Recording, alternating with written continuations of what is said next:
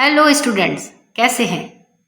आज के इस वीडियो में क्लास 8th की इंग्लिश की नई बुक पूर्वी आ गई है।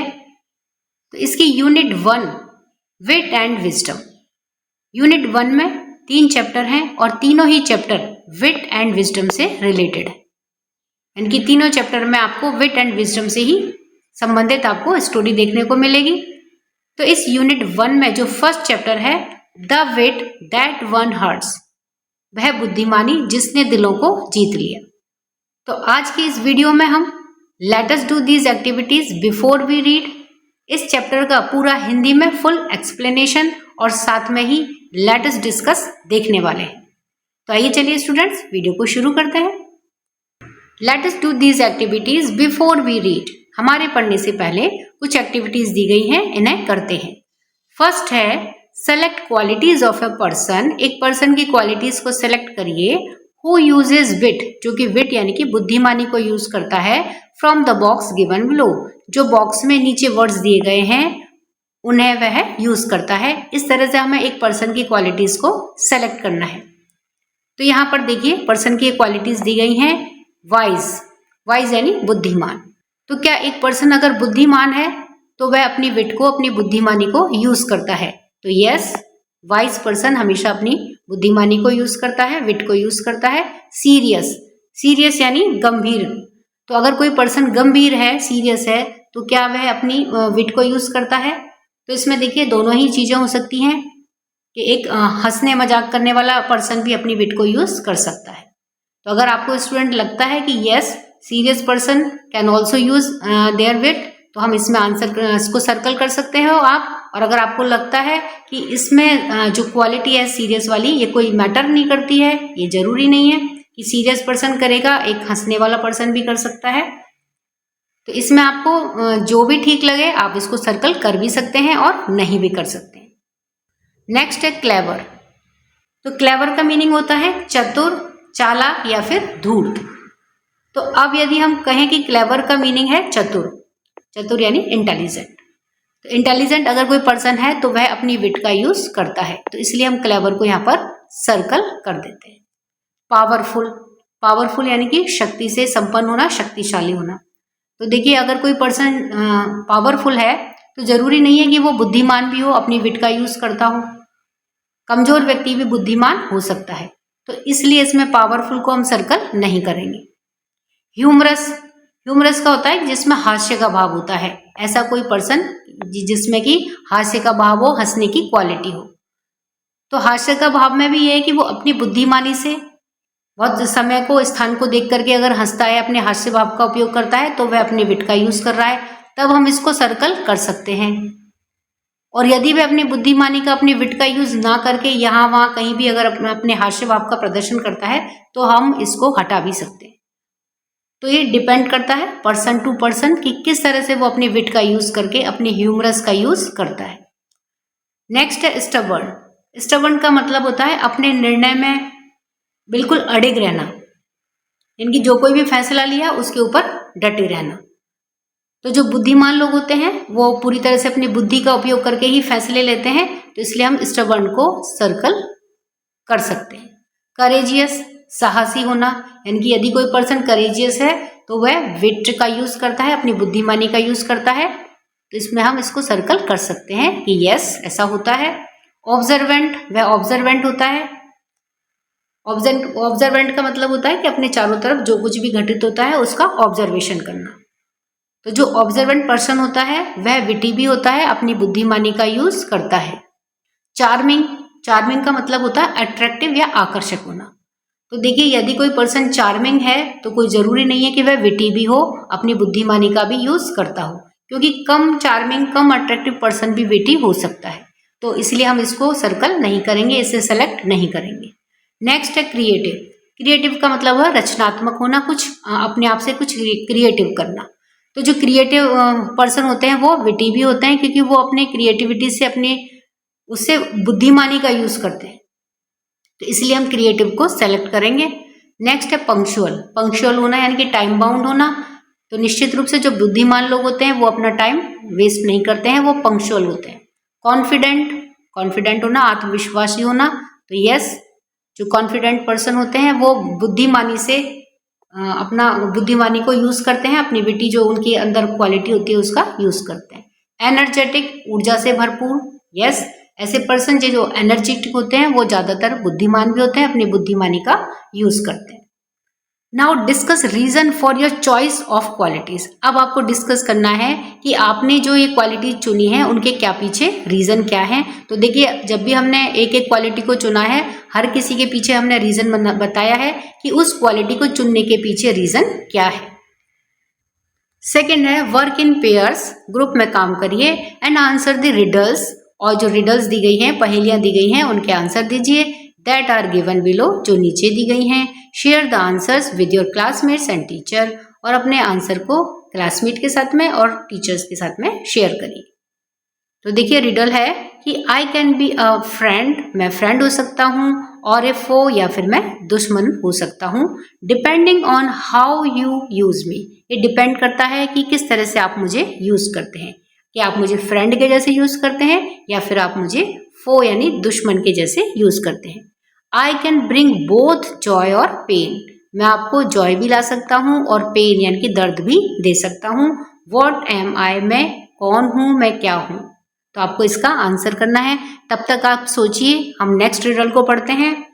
What is always in front of you, वह क्या है जो हमेशा आपके सामने रहता है। बट कांट बी सीन, लेकिन हम उसे देख नहीं सकते हैं, तो वह क्या होता है। ये नेक्स्ट रिडल है, इसका आंसर अभी हम देखते हैं। उसके बाद है आई कैन बी मेजर्ड, मैं मेजर किया जा सकता हूँ, नापा जा सकता हूँ।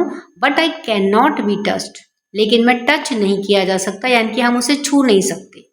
आई कैन बी स्पेंट, मैं स्पेंट किया जा सकता हूँ, खर्च किया जा सकता हूँ। But I can not be saved, लेकिन मुझे बचाया नहीं जा सकता, सेव करके नहीं रखा जा सकता। वॉट एम आई, मैं क्या हूँ। आप सोचिए जब तक इसका आंसर क्या हो सकता है। नेक्स्ट है what has to be shared before you can keep it, वह क्या है कि आप इसे अपने पास रखो, उससे पहले आपको इसे शेयर करना होता है। तो वह क्या चीज है। तो देखिए इन सबके आंसर देखते हैं, क्या आंसर हो सकते हैं।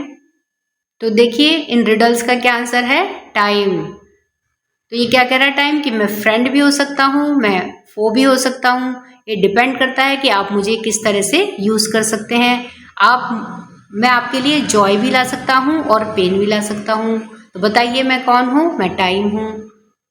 क्योंकि जब हम इसे अच्छे से खर्च करते हैं तो ये हमारे लिए फ्रेंड है और हमारे लिए जॉय लेके आता है, और अगर हम इसको ऐसे ही वेस्ट करते हैं तो ये हमारा एनिमी हो जाता है और हमारे लिए पेन लेके आता है। What is always in front of you but can't you be seen, ये हमेशा हमारे सामने होता है लेकिन हम इसे देख नहीं सकते हैं। आई कैन बी मेजर्ड, मैं मेजर किया जा सकता हूँ, हम टाइम को मेजर कर सकते हैं, नाप सकते हैं। बट मतलब नापने का मतलब होता है देखना। But can not be touched, लेकिन हम टाइम को टच नहीं कर सकते हैं। इसे हम स्पेंड कर सकते हैं लेकिन सेव करके नहीं रख सकते हैं। तो इसका आंसर भी क्या होगा, time. What has to be shared before you can keep it, आप इसे अपने पास में रखें उससे पहले आपको इसे शेयर करके रखना होता है। तो इनके जो आंसर है वो क्या है, टाइम। तो बच्चों मुझे इनका सबका रिडल का आंसर एक ही लगा, टाइम। अगर आपको लगता है कि इनका कुछ और भी पॉसिबल आंसर हो सकता है तो प्लीज कमेंट करके आप इसे जरूर से बताएं। डिस्कस इन पेयर्स, ग्रुप में आपको डिस्कस करना है। तो यहाँ पर देखिए कुछ क्वेश्चंस दिए गए हैं, इनके हमें आंसर्स आपस में डिस्कस करने हैं। तो आइए इन क्वेश्चंस को आंसर के साथ में देखते हैं। फर्स्ट क्वेश्चन है why are qualities like humour and wit important in a person. Humour और विट यानी कि हास्य का भाव और विट यानी बुद्धिमान, किसी भी पर्सन के लिए ये जो क्वालिटीज होती हैं ये क्यों इंपॉर्टेंट होती हैं, क्यों जरूरी होती है। आंसर है qualities like humour and wit important in a person are, जो ह्यूमर और विट की क्वालिटीज है वह एक पर्सन के अंदर इसलिए इंपॉर्टेंट होती है। फर्स्ट है tend to allow a person to resolve a conflict with a cool mind, क्योंकि ये जो क्वालिटीज होती हैं ये किसी भी पर्सन को क्या अलाउ करती हैं कि वे कोई भी कन्फ्लिक्ट को, कोई भी जो मुद्दा हो जाता है कन्फ्लिक्ट का यानी कि आपसी विवाद का, तो उसे वो कूल माइंड से, बहुत ठंडे दिमाग से रिजॉल्व कर सके, उसे सुलझा सके। सेकंड है कि helps to not make any rush decision, और क्या हेल्प करता है कि किसी भी तरह का रश डिसीजन ना बने। थर्ड है humour and wit helps you to argue without sounding arrogant, कि जो ह्यूमर होता है और विट यानी कि बुद्धिमानी और हास्य का जो भाव होता है ये आपको हेल्प करता है कि आप आर्ग्यू करें किसी के साथ में भी, लेकिन विदाउट साउंडिंग एरोगेंट, बिना कोई ज़्यादा हिंसक हुए आप अपनी बात को रखें, अपना आर्ग्यूमेंट करें। तो इस तरह से ह्यूमर और विट बहुत जो क्वालिटीज होती हैं ये किसी भी पर्सन में इंपॉर्टेंट होती है। सेकंड है, why do you think kings and queens prefer to have witty people among their courtiers? तो आप ऐसे क्यों सोचते हैं कि किंग्स और क्वींस जो राजा और रानी होते थे वो अपने कोर्टियर्स में यानी कि अपने दरबार में विटी पीपल्स को, बुद्धिमान लोगों को रखना क्यों प्रेफर करते थे, क्यों उनकी पहली पसंद होती थी कि वो विटी पीपल्स को अपने दरबार में रखें?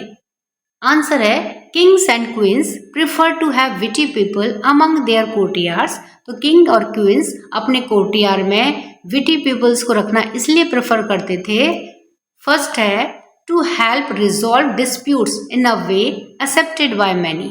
तो वो उनसे क्या हेल्प लेते थे, वो हेल्प करते थे रिजॉल्व डिस्प्यूट्स, कि जो भी विवाद होते थे उनको रिजॉल्व करने में, उनको सुलझाने में हेल्प करते थे इन अ वे, इस तरीके से, एक्सेप्टेड बाय मैनी, जो कि ज़्यादातर लोगों के द्वारा स्वीकार किया जाता था, यानी कि उसमें किसी भी तरह का कोई मतभेद नहीं होता था।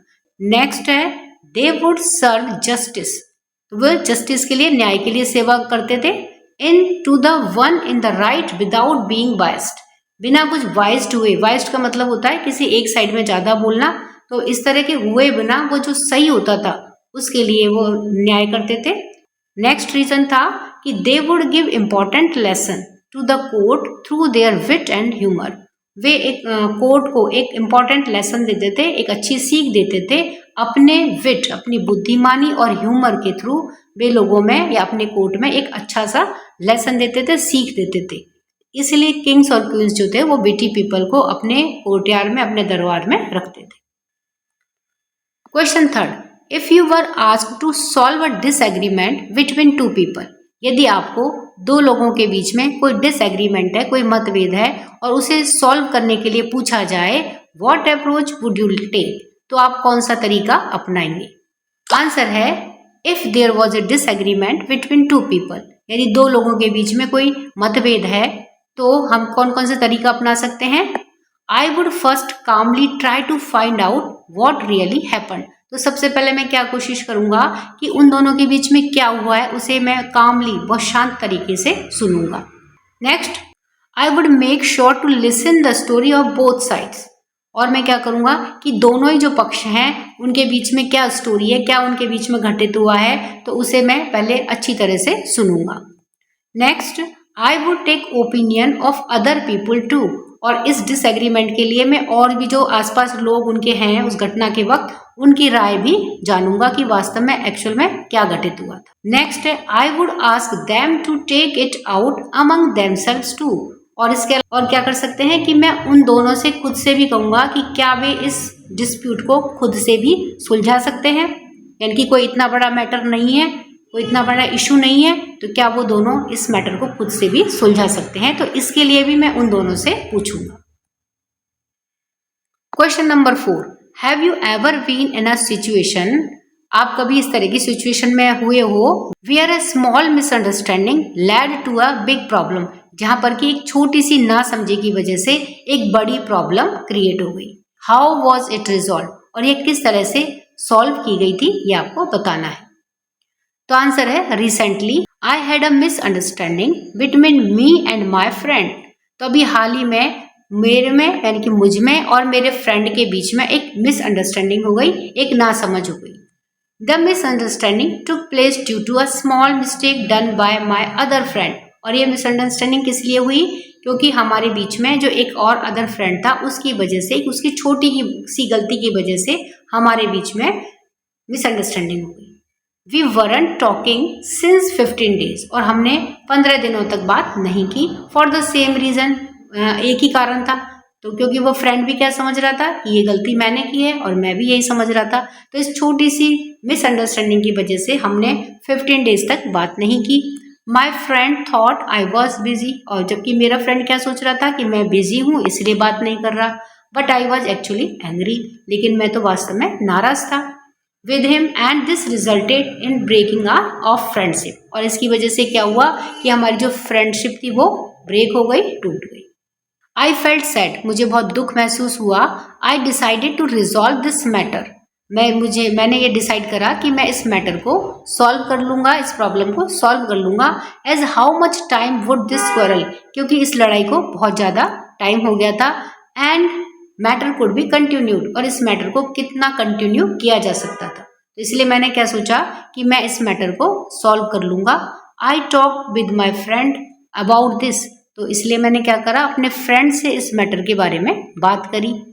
He was surprised and sad, मैं बहुत ज़्यादा सरप्राइज हुआ जब मैंने उससे बात करी। एंड सैड, और उसने कहा he didn't know that I was angry on him, तो उसने क्या कहा कि मैं नहीं जानता कि मैं उससे नाराज हूँ। वी टॉक्ड, हम बात करने लगे। लिसन ईच अदर ऑनेस्टली, एक दूसरे को ऑनेस्टली हमने सुना। एंड रिजॉल्व द प्रॉब्लम, और जो हमारी प्रॉब्लम थी बात नहीं करने की, वह हमने सॉल्व कर ली, वह सुलझ गई। तो स्टूडेंट्स, ये आपके फर्स्ट चैप्टर का फर्स्ट पैरा है। अब हम इसका एक्सप्लेनेशन देख लेते हैं। The Vijayanagara empire was renowned for its glory, wealth and cultural achievements. Renowned यानी वेल नोन, जिसके बारे में सबको पता हो। तो विजयनगर का जो साम्राज्य था वो कैसा था, वेल नोन था, बहुत प्रसिद्ध था। किसके लिए, फॉर इट्स ग्लोरी, अपनी महिमा के लिए, वेल्थ धन के लिए, और कल्चरल अचीवमेंट्स जो सांस्कृतिक उपलब्धियां थी उनके लिए। अमंग इट्स मैनी इलस्ट्रिशियस रूलर्स, इलस्ट्रिशियस यानी रिस्पेक्टेड एंड फेमस, बहुत ज्यादा रिस्पेक्टेड और फेमस। तो इसके अनेकों रिस्पेक्टेड और फेमस रूलर्स में से किंग कृष्ण देव राय रूल्ड 1509 से लेकर के 29 CE, stood out as a wise and powerful monarch. तो इसके अनेकों रिस्पेक्टेड और फेमस रूलर्स में से किंग कृष्ण देव राय, जिन्होंने की 1509 से लेकर के 29 तक रूल किया था, शासन किया था, वो कैसे निकले, यानी कि वो कैसे उभरे, एक वाइस, बुद्धिमान और पावरफुल, शक्तिशाली सम्राट के रूप में उभरे। His reign is often referred to as the golden era of the Vijayanagara empire. His reign, उनका जो शासन काल था वह is often referred, वह इस प्रकार से रेफर किया जाता है या जाना जाता है as the golden era, एक स्वर्ण युग के जैसे, of the विजयनगर एम्पायर, विजयनगर साम्राज्य का स्वर्ण युग के रूप में उनके शासनकाल को जाना जाता है। A time when art, literature and architecture flourished, एक समय यानी कि जो राजा कृष्ण देव राय का टाइम था, तो उस समय में आर्ट यानी कि कला, लिटरेचर साहित्य, और आर्किटेक्चर यानी कि वास्तुकला फ्लरिश्ड हुई, उनका विकास हुआ। तो इसलिए उनके शासनकाल को विजयनगर के साम्राज्य में स्वर्ण युग या गोल्डन एरा के नाम से भी जाना जाता है। A great patron of learning, patron यानी सपोर्टर, जो सपोर्ट करते थे। तो a great patron of learning, learning यानी शिक्षा या सीखने को, वो बहुत ज्यादा सपोर्ट करते थे। Krishna Deva Raya was not only a eminent warrior but also a gifted poet. तो जो कृष्ण देव राय थे राजा, वो केवल एमिनेंट यानी फेमस, तो वो केवल फेमस रूलर ही नहीं थे, वॉरियर यानी लड़ने वाले योद्धा, तो वो केवल एक फेमस वॉरियर ही नहीं थे, but also a gifted poet, बल्कि वो एक प्रतिभाशाली पोइट भी थे, कवि भी थे। गिफ्टेड का मतलब होता है नेचुरल, जन्मजात से ही उन्हें ये गिफ्ट के रूप में, जो कवि है कविताएं करने का, वो उन्हें गिफ्टेड था।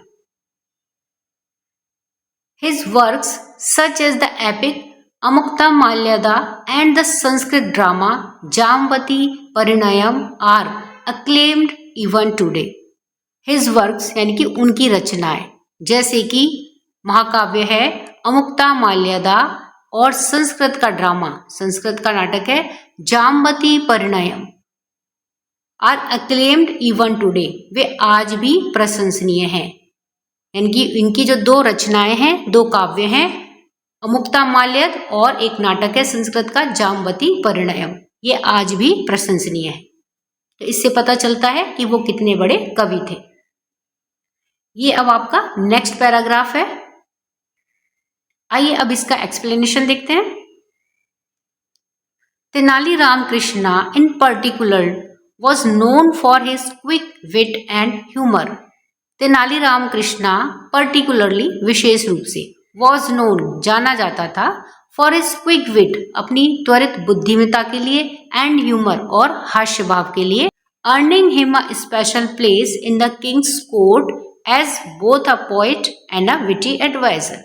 उन्होंने किंग के कोर्ट में, राजा के दरबार में स्पेशल प्लेस, एक महत्वपूर्ण जगह उन्होंने अर्न की थी, यानी कि उन्हें एक विशेष स्थान अर्न किया था, हासिल किया था। कैसे? As both a poet and a witty adviser, poet कवि के रूप में और साथ में ही एक बुद्धिमान एडवाइजर के रूप में, सलाहकार के रूप में, यानी कि एक अच्छे कवि और एक विटी एडवाइजर के रूप में उन्होंने किंग के कोर्ट में एक स्पेशल प्लेस, एक महत्वपूर्ण जगह उन्होंने हासिल की थी। earning him a special place in the king's court as both a poet and a witty advisor. earning him हासिल किया था, special place in the king's court राजा के दरबार में एक विशेष स्थान या महत्वपूर्ण स्थान, as both a poet and a witty advisor, एक कवि के रूप में और साथ में ही एक बुद्धिमान एडवाइजर के रूप में। His clever solutions to seemingly insurmountable problems, insurmountable यानी अनडिफिटेबल, अनडिफिटेबल यानी जिन्हें हराया ना जा सके, इस तरह का। तो हिज क्लेवर सॉल्यूशंस, उनके जो चतुराई भरे हुए सॉल्यूशंस होते थे, टू सीमिंगली अनसरमाउंटेबल प्रॉब्लम्स, तो इस तरह की प्रॉब्लम्स जो कैसी लगती थी कि जिनका कोई सॉल्यूशन नहीं ढूंढा जा सकता था, तो इस तरह की प्रॉब्लम्स का भी वो चतुराईपूर्ण तरीके से सॉल्यूशंस देते थे। Made him a beloved figure in the empire's history, तो इस तरह की, इस वजह से उनको कैसा बना दिया था, एक बिलव्ड फिगर, जिनको कि सब प्यार करते थे, इस तरह की वो एक फिगर बन गए थे। इन द एम्पायर्स हिस्ट्री, पूरे साम्राज्य के इतिहास में एक बिलव्ड फिगर बना दिया था, एक प्रिय व्यक्ति बना दिया था। Even the wisest rulers face moments of disharmony, even यहाँ तक कि वाइजेस्ट रूलर्स, जो सबसे ज्यादा बुद्धिमान शासकों भी फेस मोमेंट्स ऑफ डिसहार्मोनी, डिसहार्मोनी का मतलब असहमति के मोमेंट्स, यानी कि जब वो किसी से सहमत ना हो, तो जो सबसे ज्यादा वाइसेस्ट रूलर्स होते थे वो भी डिसहार्मोनी के मोमेंट्स में, यानी डिसहार्मोनी के मोमेंट्स को जब फेस करते थे, and at one such time, और इसी तरह के एक समय में, the king had a quarrel with his queen, जो किंग थे उनका अपनी क्वीन के साथ क्या हो गया था, क्वारल हो गया था, झगड़ा हो गया था। तो ऐसे ही एक समय में राजा का अपनी क्वीन के साथ में झगड़ा हो गया था, और रानी कौन थी, Tirumalambal, over a seemingly trivial matter, trivial यानी अनइम्पॉर्टेंट, और मैटर क्या था, बिल्कुल अनइम्पॉर्टेंट मैटर था, एक मामूली सी बात के ऊपर उनका झगड़ा हो गया। 4 weeks यानी कि कई हफ्तों तक, he did not utter a single word to her, utter यानी बुदबुदाना, तो he did not utter a single word, उन्होंने एक सिंगल वर्ड भी नहीं बोला था, टू हर, उनसे, यानी कि जो किंग थे उन्होंने अपनी क्वीन से एक सिंगल वर्ड भी नहीं बोला था। एंड इन हिज फ्रस्ट्रेशन, और अपनी इस हताशा में उन्होंने stopped visiting her together, all together, उनके साथ में विजिट करना यानी कि यहाँ वहाँ मिलना बंद कर दिया था। His absence cast a shadow over the palace, उनकी एब्सेंस, उनकी जो अनुपस्थिति थी उसने कास्ट अ शेडो, एक शेडो को, एक परछाई को क्रिएट कर दिया था, ओवर द पैलेस, पैलेस में, महल में, यानी कि महल में उदासी छा गई थी। And the once cheerful corridors seemed quiet and forlorn, forlorn का मतलब होता है lonely. And the once cheerful corridors, और जो कॉरिडोर था, गलियारा था, जो कैसा रहता था, चीयरफुल रहता था, हमेशा खुशनुमा रहने वाला कॉरिडोर, सीम्ड क्वाइट, वो कैसा रहने लगा, शांत और लोनली, अकेला या उदास लगने लगा। थिरुमल्लम्बल डिस्ट्रॉट एंड अपसेट, डिस्ट्रॉट का मतलब भी अपसेट ही होता है। थिरुमल्लम्बल, ये कौन थी, क्वीन का नाम है, तो क्वीन थिरुमल्लम्बल डिस्ट्रॉट एंड अपसेट, यानी कि वो क्या हो गई, बहुत ज्यादा परेशान और दुखी थी। Tried her best to resolve the issue but failed. Tried her best, उन्होंने अपनी पूरी कोशिश की, टू रिजॉल्व द इशू, इस इशू को, इस मैटर को रिजॉल्व करने की, सुलझाने की, बट फेल्ड, लेकिन वो फेल रही, यानी कि वो सफल नहीं हो पाई, उसे सुलझा नहीं पाई। विद नो अदर ऑल्टरनेटिव, कोई और दूसरा, ऑल्टरनेटिव यानी विकल्प, तो कोई और दूसरा विकल्प ना होने पर she decided to seek the help of Tenalirama. She, उन्होंने, क्वीन ने, डिसाइडेड, निश्चय किया, to seek the help of Tenalirama, कि वे तेनालीरामा की हेल्प लेंगे। The court's brilliant and witty poet Rama listened patiently as the queen recounted the incident in detail. The court's brilliant, court के सबसे ज्यादा होशियार, एंड विटी पोएट, और बुद्धिमान पोएट रामा, लिसन पेशेंसली, उन्होंने बहुत धैर्यता से उनको सुना, एज द क्वीन, जबकि रानी, recounted the incident in detail, जब क्वीन उस पूरी इंसिडेंट को, पूरी घटना को डिटेल में बता रही थी, तब तेनालीरामा ने इस पूरी बात को बहुत पेशेंसली, बहुत धैर्यता से सुना। The king wrote a poem, she began, her voice trembling. तो राजा ने एक पोयम लिखी, शी बिगेन, उसने कहना शुरू करा, हर वॉइस ट्रम्बलिंग, उसकी आवाज कांप रही थी। तो जब क्वीन ने तेनालीरामा को अपनी सारी इंसिडेंट बताना शुरू करा था, तो उसकी जो आवाज थी वो कांप रही थी, ट्रम्बलिंग कर रही थी। तो क्वीन ने अपनी ट्रम्बलिंग वॉइस में तेनालीरामा को ये बताना शुरू करा कि राजा ने एक पोयम लिखी। It was filled with wagyu expressions, wagyu यानी अनक्लियर, तो यह वैग्यू एक्सप्रेशन से, यानी कि अनक्लियर एक्सप्रेशन से भरी हुई थी। इट यानी पोयम, तो यह जो पोयम थी यह अनक्लियर एक्सप्रेशन से भरी हुई थी। sun, moon, stars, beautiful sky, but it made no sense. तो एक्सप्रेशंस क्या थे, जैसे सन, मून, स्टार्स, ब्यूटीफुल स्काई, लेकिन इनका कोई मतलब नहीं था। ये अब नेक्स्ट पैरा है, अब हम इसका एक्सप्लेनेशन देखते हैं। When he tried reciting it to his ministers, they all avoided him. When he tried, जब उन्होंने कोशिश करी रिसाइटिंग की, यानी कि सुनाने की, टू हिज मिनिस्टर्स, अपने मंत्रियों को, तो जब उन्होंने अपने मंत्रियों को इसे सुनाना चाहा, दे ऑल अवॉइडेड हिम, तो उन सभी ने उसको अवॉइड किया, इग्नोर किया। मेकिंग एक्सक्यूजेस, बहाने बना करके उन्होंने उनसे दूरी बना ली, यानी कि उन्होंने सुनना नहीं चाहा। It was late evening when he came to me seeking an audience, तो एक ये लेट शाम की बात थी जब वह मेरे पास आए थे। सीकिंग एन ऑडियंस, एक ऑडियंस को, एक श्रोता को ढूंढने की या तलाश करने में जब वो मेरे पास आए, तब ये एक लेट इवनिंग थी, यानी कि शाम हो चुकी थी। He began reciting it to me, उन्होंने शुरू करा रिसाइटिंग यानी सुनाना, इट टू मी, मुझे या मेरे सामने उन्होंने सुनाना शुरू करा। But it was so exhausted after a tiring day that I yawned, लेकिन आई वॉज सो एग्जॉस्टेड, मैं बहुत ज़्यादा परेशान थी या थक गई थी। आफ्टर ए टायरिंग डे, एक बहुत थकान वाले दिन के बाद में, दैट आई यॉन्ड, कि मैं उबासी लेने लगी, क्योंकि मैं बहुत ज़्यादा थक गई थी एक थकान भरे दिन के बाद में। नॉट वंस, एक बार नहीं, बट सेवरल टाइम्स, बल्कि अनेकों बार मैं उबासी लेने लगी। द किंग थॉट, राजा ने सोचा, I was disrespecting his poem and stormed of, तो राजा ने क्या सोचा कि I was disrespecting his poem, कि मैं उसकी पोयम की, यानी कि जो वो पोयम सुना रहे थे उसकी मैं डिसरिस्पेक्ट कर रही हूँ, यानी कि मैं उनका रिस्पेक्ट, उनकी पोयम का रिस्पेक्ट नहीं कर रही हूँ। एंड स्टॉर्म्ड ऑफ, और भी गुस्से में वहां से चले गए। सिंस देन, तब से, he has not spoken to me, उन्होंने मुझसे बात नहीं की। If I had known this would happen, यदि मैं यह जानती कि इस तरह का हैपन होगा, इस तरह का घटित होगा, I would have chosen another day, तो मैं कोई और दूसरा दिन चुनती, यानी कि मैं इनको कह देती कि आप किसी और दिन अपनी पोयम सुनाना। अगर मुझे ये पता होता कि इस तरह का घटित होगा, कि ये यानी कि राजा इस तरह से नाराज हो जाएंगे, तो मैं उनको क्या कहती कि मैं किसी और दिन उनकी ये पोयम सुनने के लिए कहती। हेल्प मी, मेरी हेल्प करो, प्लीज रामा। तो इस तरह से क्वीन कहती है कि help me please Rama, only you can help the king understand. केवल तुम ही हो जो राजा को अच्छी तरह से समझाने में हेल्प कर सकते हो।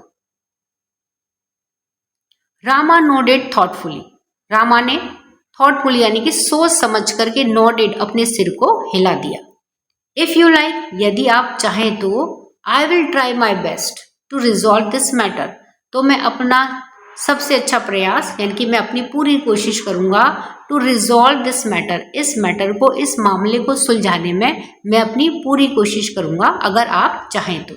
योर हाइनेस, मेरी महारानी, but this needs a well planned approach, लेकिन इसके लिए किसकी जरूरत पड़ेगी, मुझे एक वेल प्लान्ड अप्रोच की, एक सोची समझी अप्रोच की मुझे जरूरत होगी। एंड और आई मे नीड टाइम, और मुझे टाइम की भी जरूरत होगी to find the right strategy, strategy यानी प्लान, यानी कि सही प्लान सोचने के लिए भी मुझे टाइम की जरूरत होगी और उसके साथ ही मुझे सही प्लान अप्रोच की भी जरूरत है। तो इस तरह से उन्होंने एक सही प्लान सोचने के लिए महारानी से समय मांगा। The queen who had placed her last hope इन रामा, तो द क्वीन जो महारानी थी या रानी थी, who had placed her last hope इन रामा, तो जिन्होंने अपनी जो अंतिम होप थी, अंतिम आशा थी, उसे रामा के ऊपर छोड़ रखा था, अग्रीड, वो तैयार हो गई। And thanked him for profusely, और उन्होंने प्रोफ्यूसली यानी कि इन लार्ज अमाउंट, बहुत ज्यादा मात्रा में, और उन्होंने रामा का बहुत ज्यादा मात्रा में यानी कि उन्हें बहुत ज्यादा धन्यवाद दिया। द नेक्स्ट मॉर्निंग, अगली सुबह, the royal court was bustling with activity, bustling मतलब busy.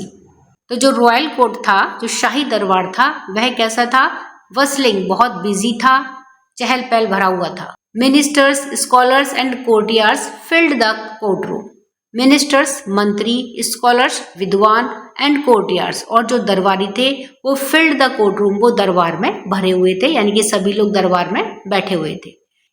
It's intricately carved pillars towering towards the high ceiling, intricately यानी इन अ डिटेल्ड मैनर, बहुत गहराई से कार्विंग करना, बहुत गहराई से नक्काशीदार होना।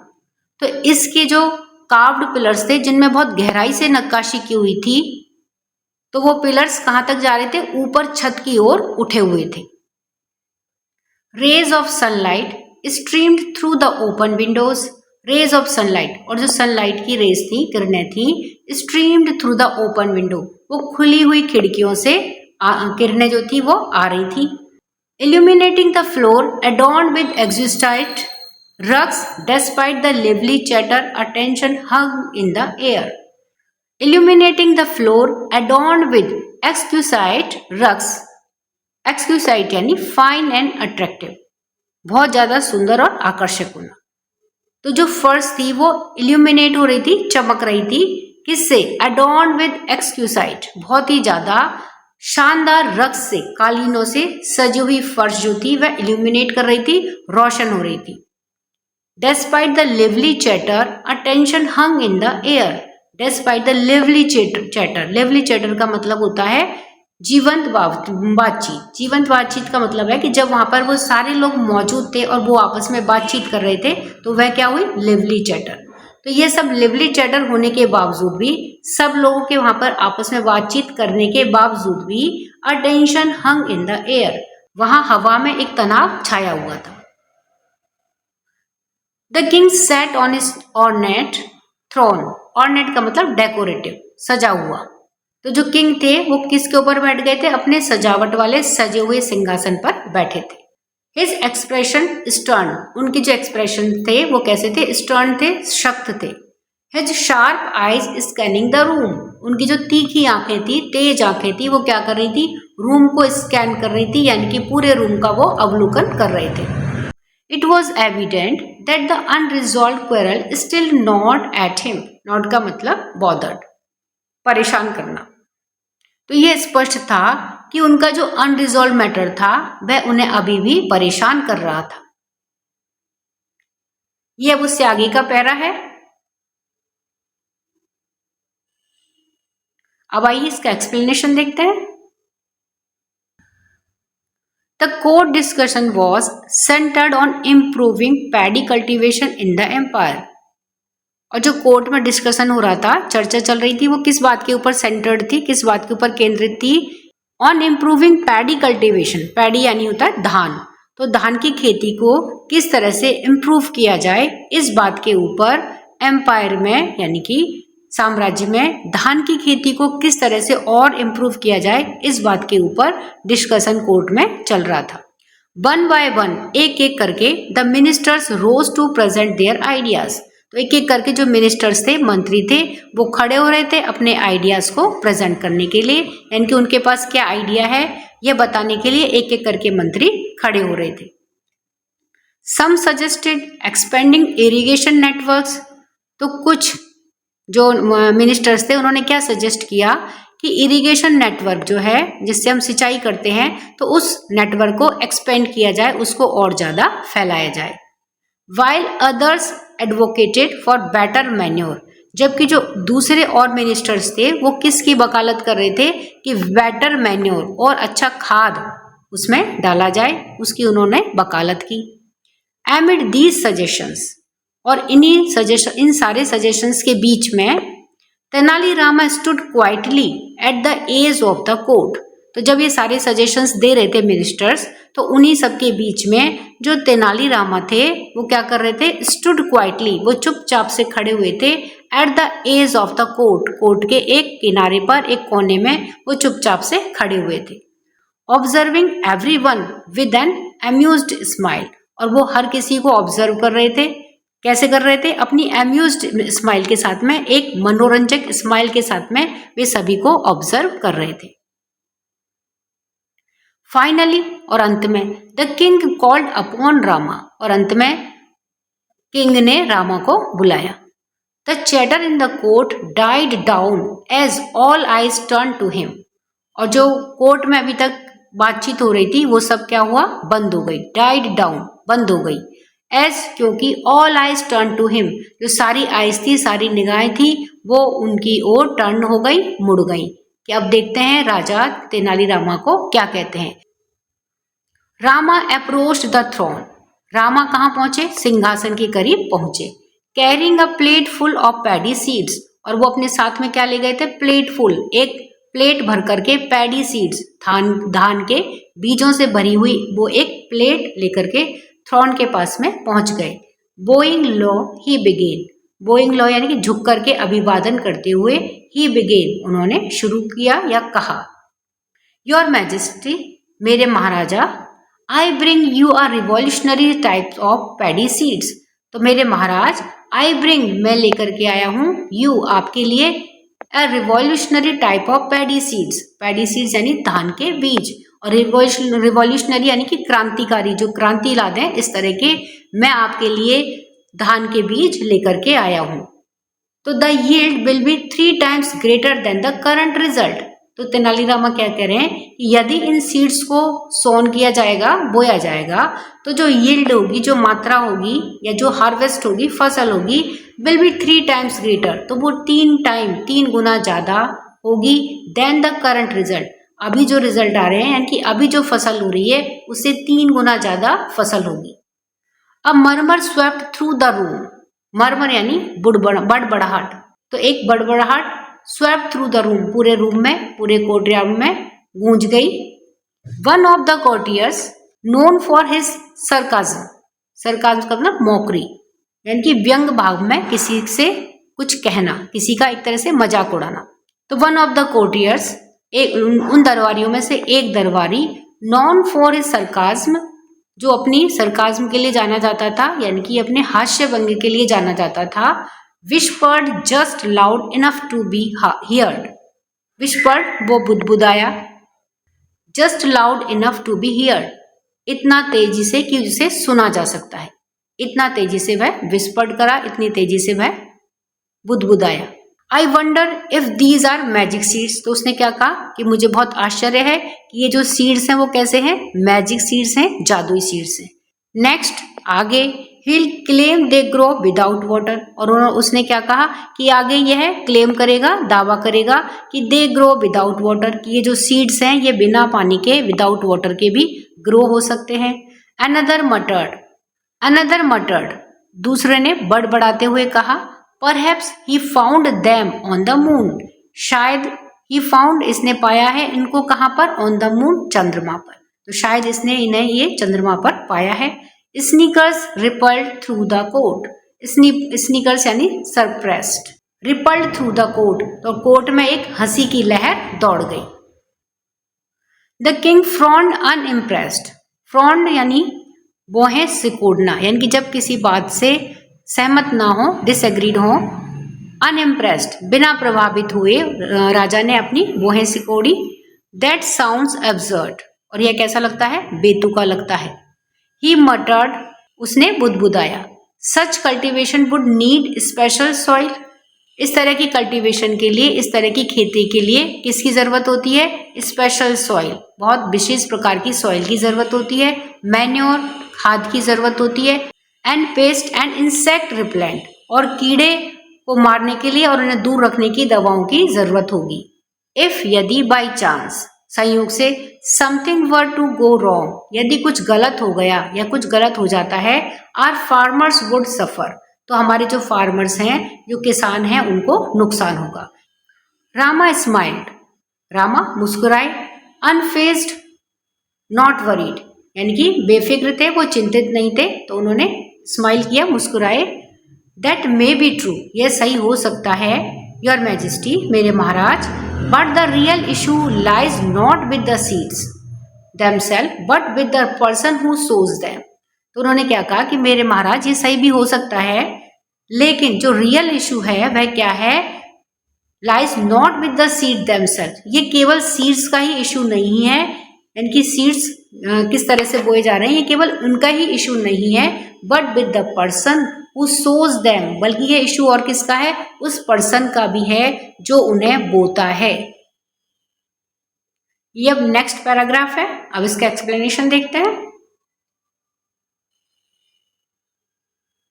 A hush fell over the court as Rama's words hung in the air. A hush यानी कि एक सन्नाटा, fell over the court, court में छा गया, as Rama's word hung in the air, जैसे ही रामा के जो शब्द थे वो हवा में गए, यानी कि ये जैसे ही सबने ये बात सुनी तो पूरे कोर्ट में सन्नाटा छा गया। The king's eyebrows furrowed यानी wrinkled, तन जाना, तो जो राजा की आईब्रोज थी वो कैसी हो गई, तन गई। What is wrong with the person who sows the seeds? Speak clearly, Rama, he roared. तो what is wrong with the person? तो उस पर्सन के साथ में क्या गलत हो सकता है जो कि सीड्स को बो रहा है। Speak clearly, साफ साफ बताओ रामा। He roared, उन्होंने दहाड़ते हुए कहा। Rama glanced around the court, Rama ने दरबार में चारों तरफ नजरें घुमाई। His sharp gaze meeting the spectacle यानी doubtful eyes of the courtiers, तो उनकी जो शार्प गेज थी, meeting the spectacled eyes of courtiers, दरबारियों की सस्पेक्टिशियस और या डाउटफुल आइज के साथ में टकराई। If one were to sow seeds without proper care, यदि कोई बिना किसी प्रॉपर केयर के बीज को बो सकता है, no one would reap a good harvest, तो कोई भी एक अच्छी फसल नहीं ले सकता है। अगर उसे प्रॉपर केयर से उसने बीज नहीं बोया है तो कोई भी अच्छी फसल नहीं ले पाएगा। ही सेड, उन्होंने कहा। Pausing for effect, pausing for effect, अपनी बात पर इफेक्ट डालने के लिए उन्होंने पॉज लिया, थोड़ी देर रुकते हुए उन्होंने कहा। And what if the person had a habit of yawning while sowing, and what if, और क्या हो यदि वह person had a habit of yawning, उनसे यान लेने की यानी कि उबासी लेने की हैबिट हो, वाइल्ड सोइंग, जब वह बो रहा हो। तो क्या करें, अगर किसी व्यक्ति को बोते समय उबासी लेने की या जमाई लेने की आदत हो तो क्या होगा। Wouldn't the seeds scatter unevenly, तो जो सीड्स हैं वो अनइवनली यानी कि एक जैसे स्कैटर्स नहीं होंगे। The court erupted into laughter, और जो कोर्ट था, दरबार था, वो लाफ्टर में यानी कि ठाकों के साथ में गूंज उठा। The earlier sarcasm replaced by genuine amusement, और जो अर्लियर सरकाज्म था, जो पहले कटाक्ष हो रहा था, व्यंग हो रहा था, वो अब किस में बदल गया, वो जेन्युइन अम्यूजमेंट में बदल गया, वो एक वास्तविक मनोरंजन में बदल गया। इवन द किंग, और यहाँ तक कि जो राजा थे, कॉट ऑफ गार्ड, वे भी चौंक गए। साइड एंड इंस्टिंक्टिवली यार्न, उन्होंने आहावरी और सहज रूप में उन्होंने भी यार्न किया, यानी कि उन्होंने भी जमाई ली। तो अब देखिए किंग को भी यॉर्निंग होने लगी। तो जब तेनालीरामा कहते हैं कि यॉर्निंग की हैबिट की वजह से, जमाई लेने की आदत की वजह से किस तरह से कोई पर्सन सीड्स को अनइवनली स्कैटर कर सकता है, यानी कि यॉर्निंग किस तरह से किसी भी मैटर को बिगाड़ सकती है, तो वह बार बार राजा का ध्यान इस यॉर्निंग वाली हैबिट पर लेकर के आना चाहते हैं, क्योंकि जो तेनालीरामा है वो जानते हैं कि किंग और क्वीन के बीच में जो क्वेरल है, जो डिस्प्यूट चल रहा है, वह इस यॉर्निंग के हैबिट की वजह से ही है। Rama watched him keenly then continued. Keenly का मतलब होता है इंटेंसली, बहुत ध्यान से। तो राजा जो रामा थे वो उन्हें बहुत गौर से देख रहे थे। देन कंटिन्यूड, और तब उन्होंने बोला या शुरू करा, योर मैजेस्टी, मेरे महाराज, is there anyone in this world who does not yawn. तो क्या इस वर्ल्ड में, इस संसार में कोई ऐसा है जो यार्न नहीं करता, यानी कि जो जमाई नहीं लेता या जो उबासी नहीं लेता। It is as natural as breathing, ये इतना ही नेचुरल है जितना कि ब्रीदिंग, यानी कि यार्निंग करना भी उतना ही नेचुरल है जितना कि हम ब्रीथ करते हैं, सांस लेते हैं। The king's expression shifted as realization dawned. जो किंग्स के एक्सप्रेशन थे, जो हाव भाव थे, वो ये रियलाइजेशन होते हुए, एहसास होते हुए वो शिफ्ट हो गए, बदल गए।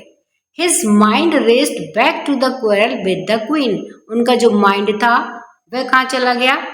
Raced back to the quarrel, उस लड़ाई पर चला गया, with the queen, जो उन्होंने रानी के साथ में की थी, उस झगड़े की ओर उनका ध्यान चला गया।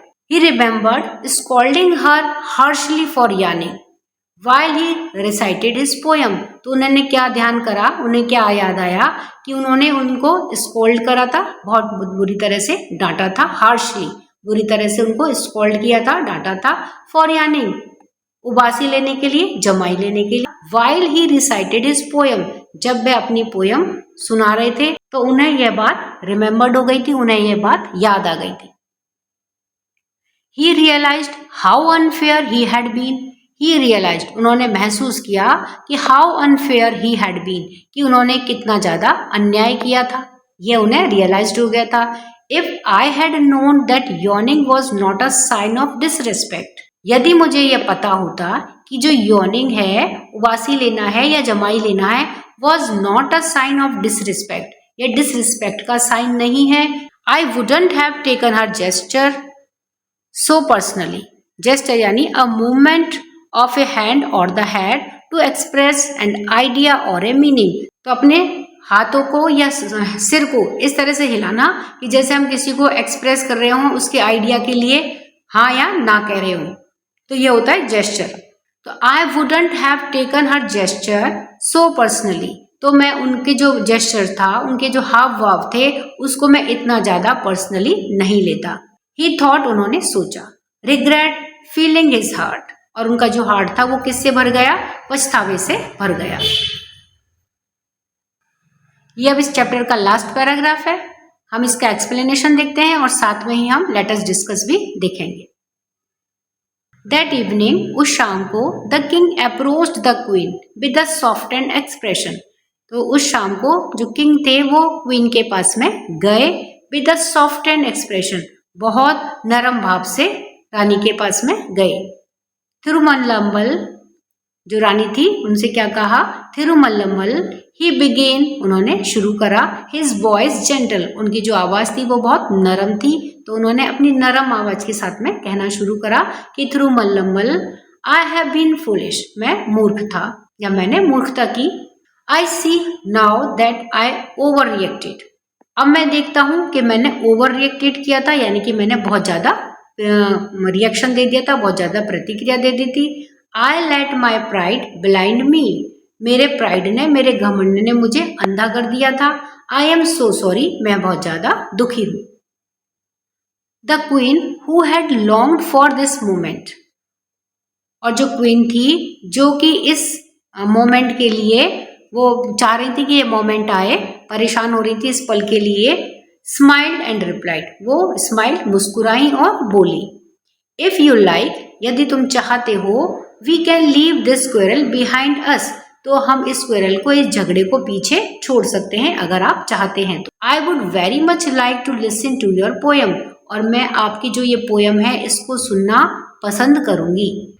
रामा हु हैड ऑर्केस्ट्रेटेड यानी कि अरेंज्ड दिस सेटलमेंट, तो रामा जिन्होंने कि इस पूरे सेटलमेंट को अरेंज किया था, फेल्ट विक्टीरियस, वो कैसा महसूस कर रहे थे, बहुत विजयी महसूस कर रहे थे।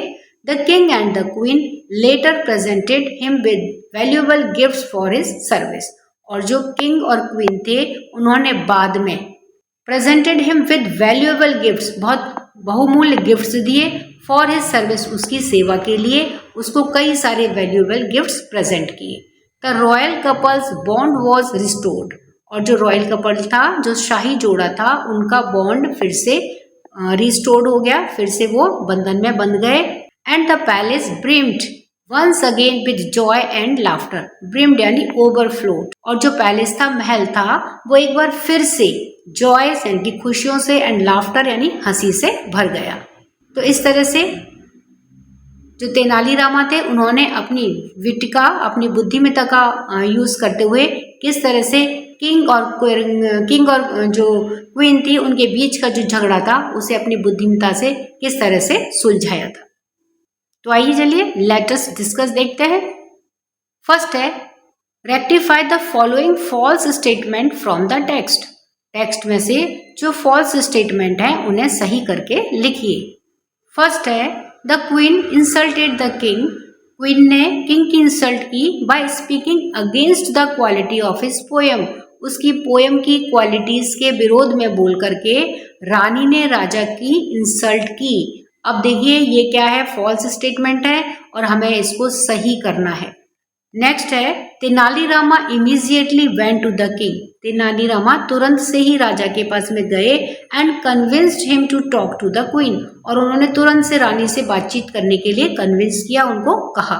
तो देखिए ये स्टेटमेंट भी गलत है, वो तुरंत से राजा के पास में नहीं गए थे, उन्होंने टाइम लिया था, फिर एक प्लान बनाया था, उस प्लान के तहत उन्होंने काम किया और राजा को फिर रियलाइज कराया कि उन्होंने क्या गलत करा है, और फिर राजा खुद रानी के पास गए थे। इस तरह से इसका स्टेटमेंट होगा। नेक्स्ट है the courtiers admired the Kings poem, जो कोर्टियर्स थे उन्होंने राजा की पोयम को एडमायर किया, प्रशंसा की, and praised his literally talent, और उनकी जो लिटरली उनके अंदर टैलेंट था, जो साहित्यिक उनके अंदर टैलेंट था उसकी उन्होंने प्रशंसा की। तो ये स्टेटमेंट भी फॉल्स है, क्योंकि जो कोर्टियर्स थे उन्होंने उनकी पोयम को सुनने से मना कर दिया था, वो कुछ कुछ बहाने लगाने लग गए थे। तो इन स्टेटमेंट्स को हमें सही करके लिखना है।